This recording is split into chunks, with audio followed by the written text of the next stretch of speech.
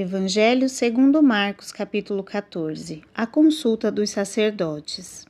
E dali a 2 dias era a Páscoa e a festa dos pães asmos. E os principais dos sacerdotes e os escribas buscavam como o prenderiam com dolo e o matariam.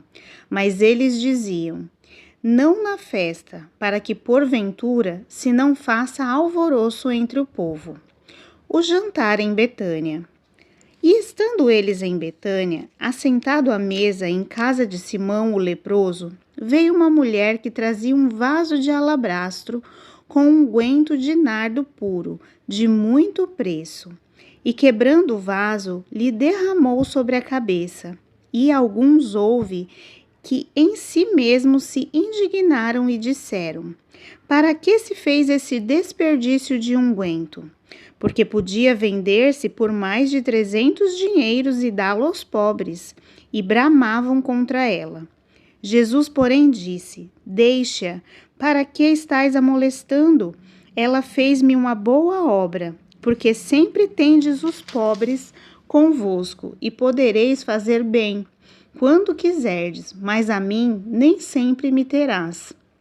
Esta fez o que podia, antecipou-se a ungir o meu corpo para a sepultura. Em verdade vos digo que em todas as partes do mundo onde este evangelho for pregado, também o que ela fez será contado para sua memória. O preço da traição. E Judas Iscariotes, um dos 12, foi ter com os principais dos sacerdotes, para lhe entregar. E eles, ouvindo, folgaram e prometeram dar-lhe dinheiro, e buscava como o entregaria em ocasião oportuna. A última Páscoa e a Santa Ceia. E no primeiro dia dos pães asmos, quando sacrificavam a Páscoa, disseram-lhe os discípulos: aonde querem que vamos fazer os preparativos para comer a Páscoa? E enviou 2 dos seus discípulos e disse-lhes: ide à cidade, e um homem que leva um cântaro de água vos encontrará. Segui-o. E onde quer que entrar, dizei ao senhor da casa: o mestre diz: onde está o aposento em que hei de comer a Páscoa com os meus discípulos? E ele vos mostrará um grande cenáculo mobiliado e preparado. Preparai-a ali. E saindo os discípulos, foram à cidade e acharam como lhes tinha dito e prepararam a Páscoa. E chegada a tarde, foi com os 12. E quando estavam assentados a comer, disse Jesus: em verdade vos digo, que um de vós que comigo come, há de trair-me. E eles começaram a entristecer-se e dizer-lhe um após o outro: porventura sou eu, Senhor?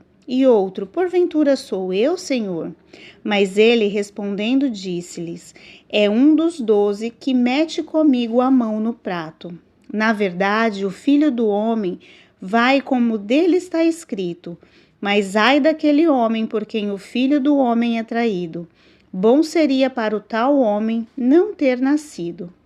E comendo eles, tomou Jesus o pão e abençoou-o, e partiu e deu-lhes e disse: tomai, comei, isto é o meu corpo. E tomando o cálice, dando graças, deu-lhe, e todos beberam dele.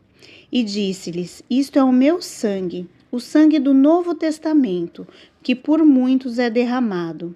Em verdade vos digo que não beberei mais do fruto da vide até aquele dia em que o beber novo no reino de Deus. E tendo cantado o hino, saíram para o Monte das Oliveiras. Pedro é avisado. E disse-lhe Jesus: todos vós esta noite vos escandalizareis em mim, porque escrito está: ferirei o pastor, e as ovelhas se dispersarão. Mas depois que eu houver ressuscitado, irei adiante de vós para a Galileia. E disse-lhe Pedro: ainda que todos se escandalizem, nunca porém eu. E disse-lhe Jesus: em verdade te digo que hoje, nesta noite, antes que o galo cante 2 vezes, 3 vezes me negarás. Mas ele disse com mais veemência: Ainda que me seja necessário morrer contigo, de modo nenhum te negarei. E da mesma maneira diziam todos também. Jesus no Getsêmani. E foram a um lugar chamado Getsêmani, e disse aos seus discípulos: Assentai-vos aqui enquanto eu oro. E tomou consigo a Pedro, a Tiago e a João, e começou a ter pavor e a angustiar-se. E disse-lhes: A minha alma está profundamente triste até a morte. Ficai aqui e vigiai. E tendo ido um pouco mais adiante, prostrou-se em terra e orou para que, se fosse possível, passasse aquela hora. E disse: Abba, Pai, todas as coisas te são possíveis, afasta de mim esse cálice. Não seja, porém, o que eu quero, mas o que tu queres. E chegando, achou-os dormindo. E disse a Pedro: Simão, dormes? Não podes vigiar nem uma hora? Vigiai e orai, para que não entreis em tentação. O espírito, na verdade, está pronto, mas a carne é fraca. E foi outra vez e orou, dizendo as mesmas palavras. E voltando, achou-os outra vez dormindo, porque os seus olhos estavam carregados e não sabiam como responder-lhe. E voltou terceira vez e disse-lhes: Dorme agora e descansai. Basta, é chegado a hora. Eis que o Filho do Homem vai ser entregue nas mãos dos pecadores. Levantai-se, vamos, eis que está perto o que me trai. Jesus é preso. E logo falando ele ainda, Judas, que era um dos 12 da parte dos principais dos sacerdotes e dos escribas e dos anciãos, e com ele uma grande multidão com espada e varapaus. Ora, o que traía tinha-lhes dado um sinal, dizendo: Aquele que eu beijar, este é. Prendei-o e levai-o com segurança. E logo que chegou, aproximou-se dele e disse-lhe: Rabi, Rabi, e o beijou. E lançaram-lhe as mãos e o prenderam. E um dos que ali estavam presentes, puxando da espada, feriu o servo do sumo sacerdote e cortou-lhe uma orelha. E respondendo Jesus, disse-lhes: Saíste com espadas e varapaus a prender-me como um salteador? Todos os dias estava convosco ensinando no templo, e não me prendestes, mas isto é para que as escrituras se cumpram.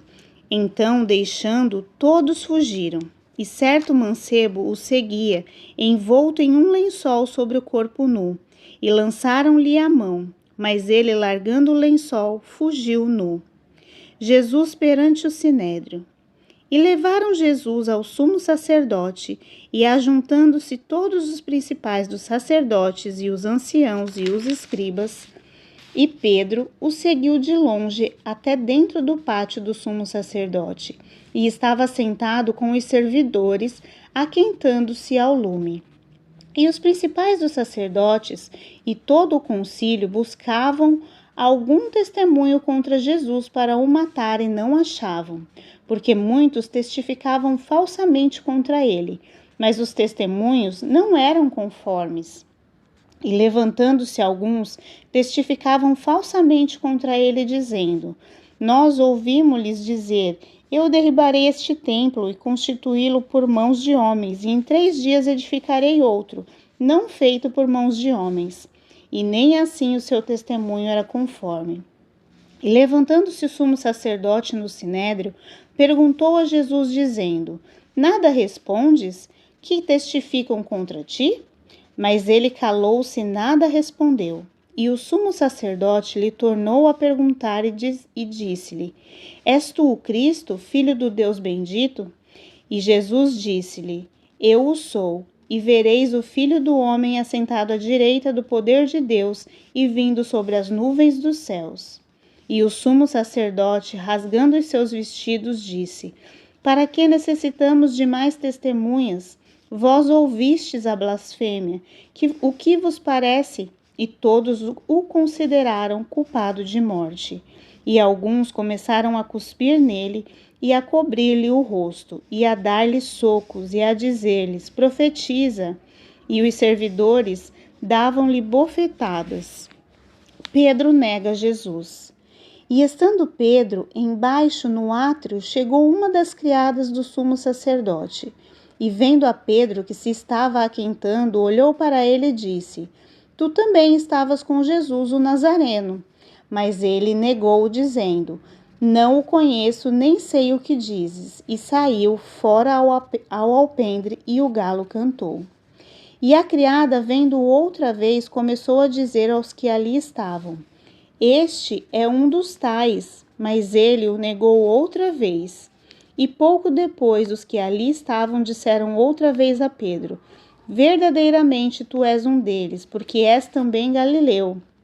E ele começou a imprecar e a jurar: Não conheço este homem de quem falais. E o galo cantou segunda vez. E Pedro lembrou-se das palavras de Jesus que tinha lhe dito: Antes que o galo cante 2 vezes, 3 vezes me negarás tu. E retirando-se dali, chorou.